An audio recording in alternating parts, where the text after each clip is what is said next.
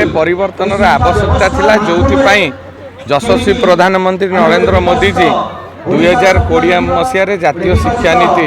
भारत वर्ष में लागू कले किंतु दुर्भाग्यर कथा आम राज्य में लागू ही नाला। यशस्वी मुख्यमंत्री श्रीयुक्त मोहन चरण माझी महोदय दायित्व नेला 2025 मसीह ओडिशा रे जातीय शिक्षा नीति लागू कले एवं ये जातीय शिक्षा नीति लागू होगा द्वारा 3 वर्ष जो पिला माने 5 वर्ष स्कूल को आसुले 3 वर्ष ठारू युक्त 2 पर्यंत से quality education with modern facilities माध्यम आत्मनिर्भर करवा एवं जी जो क्षेत्र में आगु को बढ़ापी चाहूँगी से क्षेत्र में सुजोग दबा आगु को नवा स्किल को डेभलप करवा एवं ये सबू दिग को विचार करी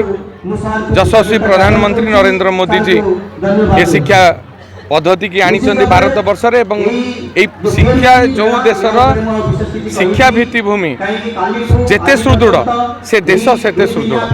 तेणु ए व्यवस्थार आवश्यकता थिला एवं मु आशा करुच्ची निश्चित भाव में 2036 मसीहा सुधा उत्कर्ष ओडिशा गठन हो पार एवं 2047 मसीहा सुधा विकसित भारत गठन हो पार ये दृढ़ विश्वास मोर अच्छी।